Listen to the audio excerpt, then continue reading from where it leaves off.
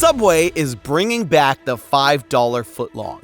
But as the $6.99 footlong. Doesn't quite have the same ring to it. And in a time when everyone's favorite fast foods are skyrocketing in prices, Subway, who always prided themselves on their value being the latest domino to fall, is a tough pill to swallow for customers. What gives with the price hike? Well, if you're currently in the comments typing inflation or corporate greed, you're wrong. Subway is in trouble, and it's all because of the $5 footlong. Hello, Internet! Welcome to Food Theory, where you can always eat fresh and feel good. But lately, it feels like eating fresh makes wallets feel less and less good. Some of you may remember the golden age of fast food. Dollar menus reigned supreme, combo meals packed a meaty punch, and at the pinnacle of bang for your buck was the $5 footlong. A filling, healthy, and affordable option for people on the go. It was a massive success, and now Subway is bringing it back. Kind of. We've talked about McDonald's and their ridiculous $18 Big Mac, but now Subway is in hot water with their prices, all thanks to their new and not improved version of the famous deal. Because instead of 5 buckaroonies for 12 inches, this time it was a super limited 2-week $6.99 footlong deal. Customers obviously drew the parallel and weren't happy. It's also not the first time Subway tries to recapture the glory of their old deal and the catchiest jingle ever.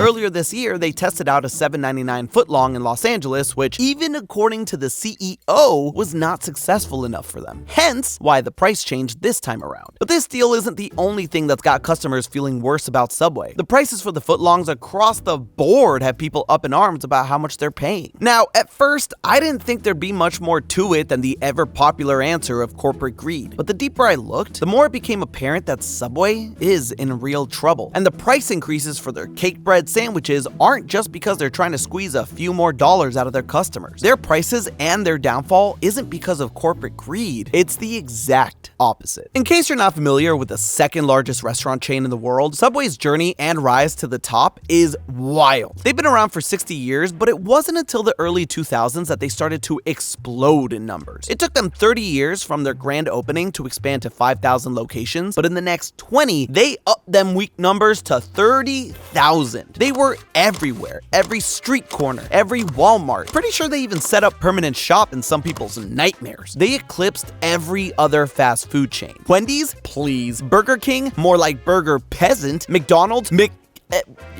Doesn't have locations, whatever. Point is, the name of the game for the sandwich spot was aggressive expansion. And one thing that sets the franchise apart from others in the space is the fact that Subway doesn't own a single one of their restaurants. Every single location is owned and operated by a franchisee. The other thing that differs between them and, say, the Golden Arches is that Subway was historically pretty hands-off of their locations when it came to promotions and discounts for their customers. That is actually how and why the $5 footlong came to be. In 2003, one owner, and none other than the 305 Miami, Florida, decided that they would be reducing the price of their footlong from $6 on the weekends to $5. And I know what you might be thinking, big whoop, $1. But within 2 weeks, his sales went up $10,000. He started bringing in over 4 times what the average Subway earned weekly. It went so well for him that he was able to expand his empire to 10 stores, each one carrying on the $5 footlong special. Over time, other owners took note and sales across the board for them skyrocketed. It took some time for the big dogs at the company to pay attention and decide to implement the special as an everyday promotion for customers. 5 years to be exact, in 2008, right before one of the worst economic recessions in modern history. And it was a massive success. In a time when customers were looking for value over pretty much anything else, paying $5 for a 12-inch sub was pretty much unbeatable as far as fast food goes. In just 1 year, Subway made $3.8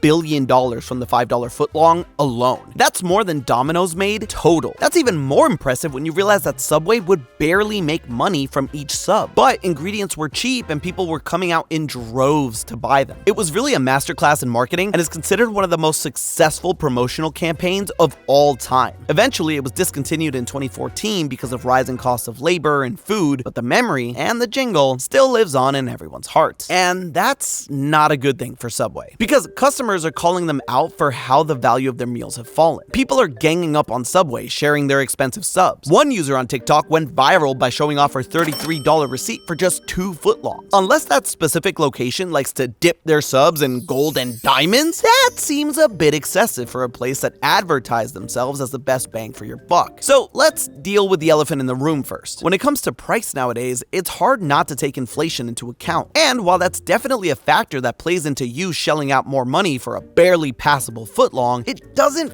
fully explain why a sandwich that cost the company around $5 to $6 to make is suddenly going for over $20 in some places. The first major contributing factor towards the price is a unique challenge that Subway has in comparison to its competitors like McDonald's or Taco Bell: customer control. At McDonald's, when you order your meal, you're not able to go into the kitchen and tell them exactly how many pickles or onions or lettuce you want on your burger, and they use that to their advantage. For example, in order to keep costs down and consistent, McDonald's makes sure that a standard quarter pounder with cheese comes with no more than 2 pickles unless a customer specifically asks for more, at which point they can be charged extra. At Subway though, someone building their sandwich can easily just ask for more onion or olives without any extra cost, to them at least. It still ends up costing Subway every time someone asks for just a bit more. It's a small cost for every sandwich, but when you sell over 5,000 subs every minute, suddenly the cost for them goes up exponentially, and they have to make it up somehow. And while charging for a premium topping like avocado isn't an issue, customers would probably not appreciate being charged 50 cents when they ask for 4 more olives on their sub. They would definitely be called out for corporate greed in that case. And that's all the segue we need to discuss this point. In my research for this episode, I looked up what could be the causes of the rising prices we're seeing in fast food, and oh boy, if I had a nickel for every time I saw a comment saying, "The answer is corporate greed, you're welcome," I would probably have enough money for a whole foot long. Or maybe just 6 inches with these prices. If that's you currently typing that out in the comments, I don't blame you. In so many of these cases, it really does boil down to greed. But Subway may actually be the exception here. Their increases are because they have no choice. They've painted themselves into a corner because they've been too generous to consumers. And it all started with the $5 footlong. I mentioned earlier that the name of the game for Subway has always been numbers. Numbers, numbers, numbers. It was an anywhere and everywhere approach. For the most part, it was a great opportunity for aspiring franchisees. Subway was one of the lowest costs of entry out of all the major fast food franchises. We talked about this in our secret 7-Eleven video, but opening a franchise is not cheap. If you're looking to open up your own McDonald's, you'd better be ready to shell out over $1 million,